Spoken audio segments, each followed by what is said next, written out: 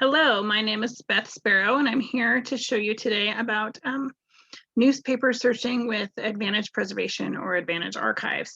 They've gone by a couple different names. They started out as Advantage Preservation, and now they're known by Advantage Archives. So let's pull up the website. So I'm going to use, hopefully you can see this one, the Polk County Historical Society site. And so the Polk County newspapers are on here along with some other things. And I'm going to give you some tips on searching. So first we're going to search for my name, Beth Sparrow. And so we just type it in the search box and hit the little discover, the search one. You can see this one comes up with 56 results. So that's a manageable amount if you're looking for information about me. And the first one is about my marriage there, but then the second one you look at, that's some cowgirl Beth and about a sparrow bird. So that one's maybe not of interest if we're looking for geological information about a person. So those are the kind of results you're going to get. So some may be useful and some may not, and then you may have to narrow them down. So let me do another search of a more common name. If we search for Anna Johnson, this is a very Swedish county, so there's a lot of Johnsons here. Okay, so if we search for Anna Johnson, we get 26,984 results. Now that's a lot of results, right? Like that's way too many to figure out which Anna Johnson we're looking for. So then we have to narrow it down. So if you go on the left side here, you can narrow it down by newspaper, but she could be mentioned in any of the newspapers or any of the titles here. There's actually books on here too. She could be mentioned in those. So sometimes it's good to narrow by date, which is our next choice. Sometimes we narrow by decade. So I've been known to, if you know when she died and you're looking for an obituary, perhaps you'll narrow by the decade. Or there's other choices. You can narrow exactly by the year. I usually narrow by decade first and then go for the year. But that is another choice too. So if we narrow by decade, trying to get rid of this box there. Sometimes that box pops out and I don't usually change those settings. Those settings are usually fine. And my mouse is going crazy. Of course, it does this every once in a while. Of course, while I'm recording, you know, your mouse goes crazy. Well, there's a little entertainment for you. So if we were to narrow by decade, okay, got rid of that. Let's say, let's look for an Anna Johnson who died in the 1930s. Let's go to 1930s. That brings us down to 3,303 results. So we narrowed it down by 20,000 or more. That's helpful. Okay, do we know when she died? I found on her gravestone that she died in 1938. So perhaps we could look in 1938. And then actually, if you look at these results, let's bring up this top result. It's the headlight, so that's the Stromsburg headlight. Here's the newspaper. If you just click on that blue part, it brings up the newspaper. These are always too small for me. I can never read them. So instead of page width, you go up here to the top and you bring that down to 125, 150%, whatever you're comfortable with.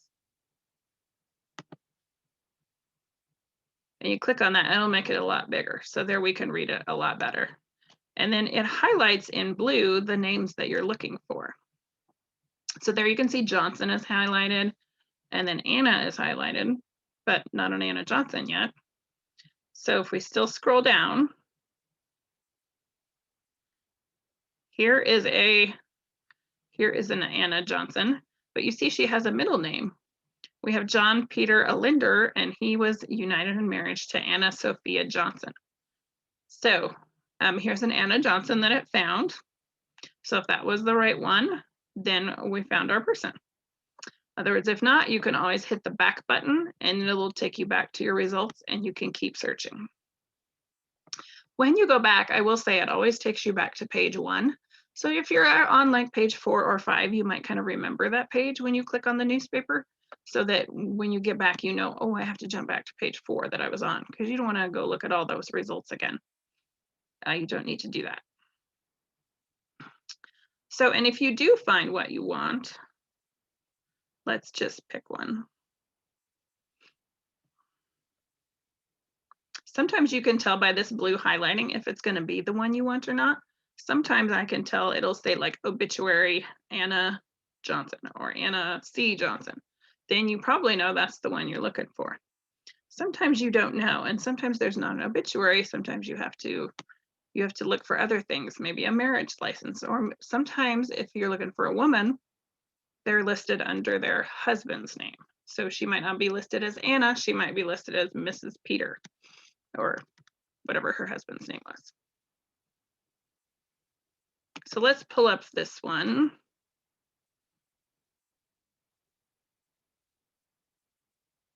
Okay, so here's a Johnson over here. Let's say we wanted an article.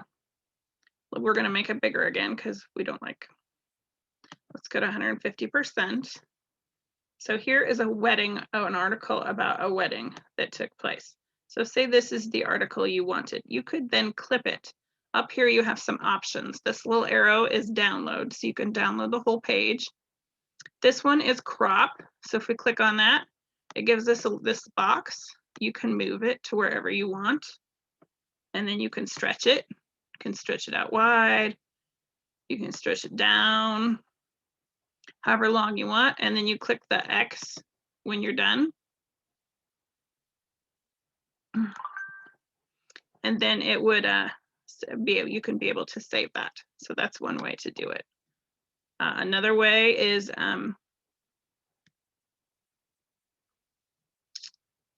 you can take a screenshot of it too. But the cropping and the downloading work really well. So let's go back.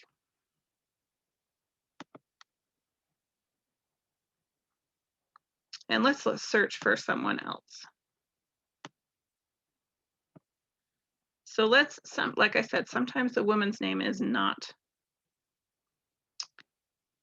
really listed as you think it's going to be. She's not listed as her first name. She's listed as.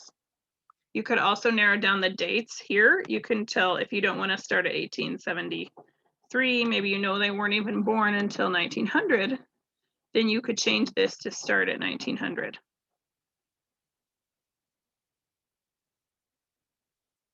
Okay, so let's look for, if I can get my mouse to the right place. Matilda Hunsicker. She doesn't have that common of a name, but I'll show you something else interesting about hers. When we search for hers, she's not listed as Matilda.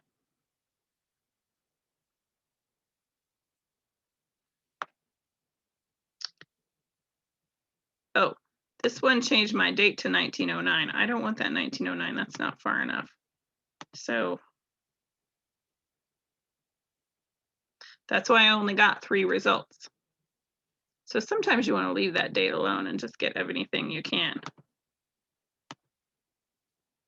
You know, it kind of depends on that name, because if you find that common name, you want to narrow it down.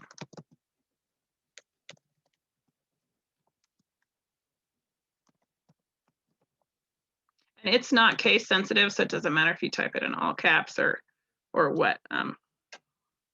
Okay, so here's Matilda Hunsicker, who we're looking for. So let's click on this second one in the headlight. She is not listed as Matilda here. She is listed as Grandma Hunsicker. Now, would you think to look for Grandma Hunsicker? Probably not. So sometimes you have to look, or you could just look, on this case, you could just look by a last name. Now, if you have a Johnson or a Peterson, you're not going to want to just look by that last name because you're not going to find her. But Hunsicker is less common. But then here, Grandma Hunsicker dead, you know, and then it talks about how Grandma Hunsicker died. And so then here later it lists she was born Matilda Louisa Pallet. So then we could crop it. Can crop it. Click on the X.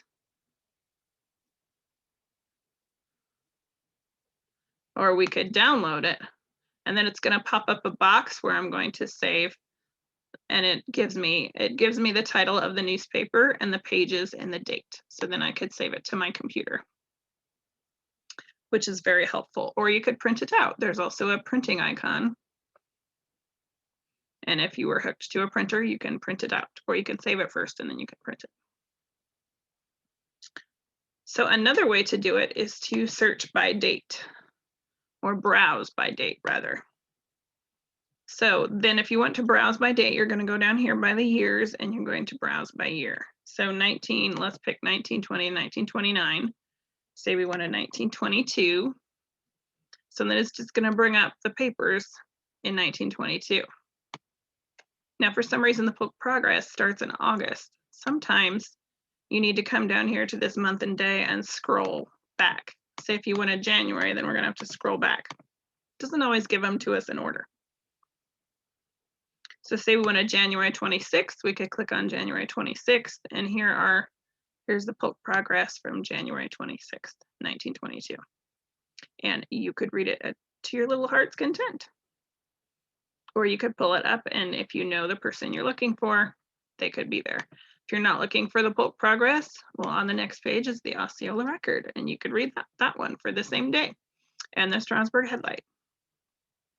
So these newspapers, you can just pull up by date and look for, if you know something that happened, like if you're looking for an event that you know happened on a certain date, you can pull that up. Or if you have an exact date that someone died and it's not bringing it up by name, you can search by date. Sometimes the OCR, which is the optical character recognition, is not very good. And so sometimes it doesn't quite get the name right, so it doesn't come up in your search. That's why searching by date can be helpful. You can also search, this little drop-down box can also be changed. You can change it to exact phrase. So if you were looking for your Anna Johnson, you could put in her exact phrase. And this is going to narrow down your results from those 20-some thousand we had. See, now we're down to 1,055. That's a lot better. However, if she's listed as Anna C. Johnson, Anna Sophia Johnson, if that middle name's in there, if she's listed as Mrs. Peter Johnson, you're not going to find her. So where that is helpful, because it narrows down our results, it could narrow it down too much so that you don't find the one you're looking for. Another thing we can do is search for keywords. I usually leave this as the default as all words, but you could also do the exact phrase, any of the words, or none of the words. So when would you use none of the words? Maybe if you were looking for someone whose last name is real common and they appear in the paper like all the time. I had one great aunt who wrote the social column, and so she had a lot, when I searched for her, there would be a lot of hits. Not on this site, but on a different one. So let's search for the Women's Civic Improvement Club. So that's a local club here in town. And then if we search for them, this brings up all sorts of information. So we have 199 results about the Women's Civic Improvement Club. So if you were wanting to know about them, you could search for them and bring up here some information on them. So here's an article in 2002. And it talks about the club has been in existence since 1894. So that's a very historic club in our area here. Another thing you can do is search by the title or the book. So notice here it says browse by title, and it gives some of the titles as the paper, the Headlight, the Osceola Record, Shelby Sun, Polk Progress, Polk County Democrat, Polk County News. Is that all there is? Well, actually, no. If you scroll down, here's this little more button. If you click on that, there's a lot more on this site than what is listed. For example, if we scroll down here, we have Early Days in Polk County. That is a book that we have digitized and is on the site. So you could actually read the book. History of Strasburg, 1872 to 1972. That is also a book that is digitized. The Polk County Heritage is a book that's digitized. Shelby Centennial book. So there's all these books on here too that are digitized that have a lot of good information about the family.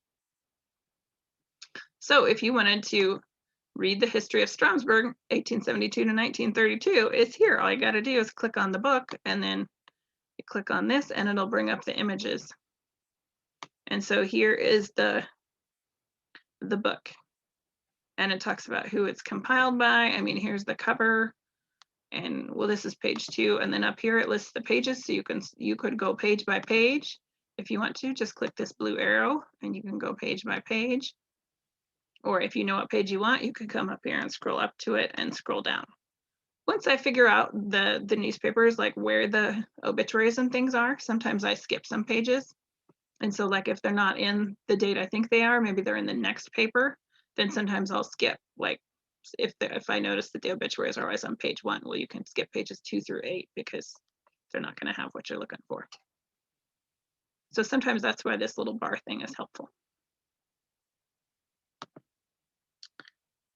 So another thing, so this is basically the newspaper site for the Polk County Historical Society. They have spent some time and money to digitize these newspapers and those books. So if you're a researcher or a genealogist, a historian, this might be very helpful to you.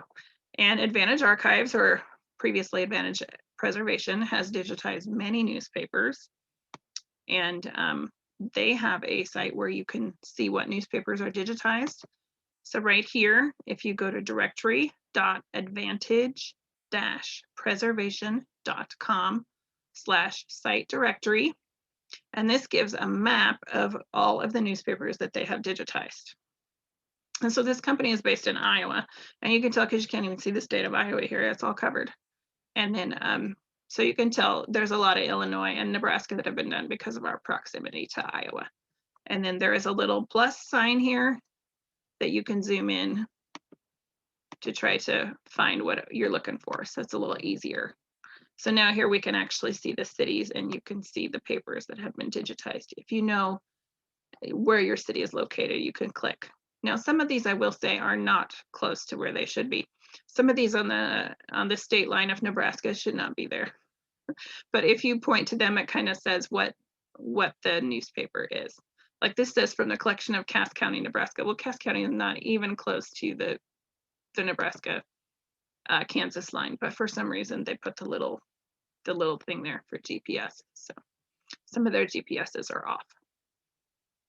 So anyway, that's just a basic overview of the Advantage Preservation site. And I hope this helps you in your searching. And I hope this is helpful to those of you who use the site. And also another thing I would say is there's another site that lists a whole bunch of newspapers, and that is theancestorhunt.com. If you go there, he has a bunch of newspapers listings. So he, let me bring that up real quick.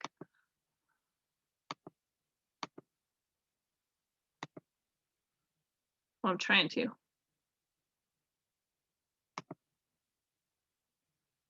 Here. So here's theancestorhunt.com. And then if you click on newspaper links, and then you can scroll down and find your state. These are through the United States. You can click on what state you want, and it'll list the newspapers. So he has a very good list. And then he also has some for Canada. And he has a few others like in Australia, Europe, and the Caribbean. But it's mainly US newspapers, but there are some other ones. So his site is very nice too, is if you want to locate. He doesn't have the actual newspapers on there, he has links. So if you need to find a newspaper, you can come here to the newspaper links, and then you can click on whatever state you want, and then click on the county. You can scroll down and see. I can do that. Let's go to Nebraska, because that's the one I'm the most familiar with. Okay, well, I accidentally clicked on New Hampshire, which I'm not familiar with, but anyway. So here's the New Hampshire online newspapers. If you scroll down past the ads, he lists the free sites, and so if you would be able to click on these to pull up their newspapers. There's a newspaper index, and then here's county and library collections. So then those are probably free. And then toward the bottom, he usually lists newspapers, sometimes newspapers from newspapers.com and Genealogy Bank and those paid sites.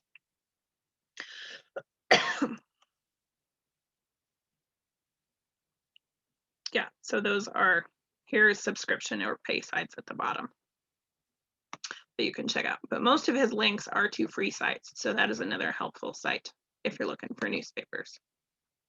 I hope this has been helpful, and good luck in your research.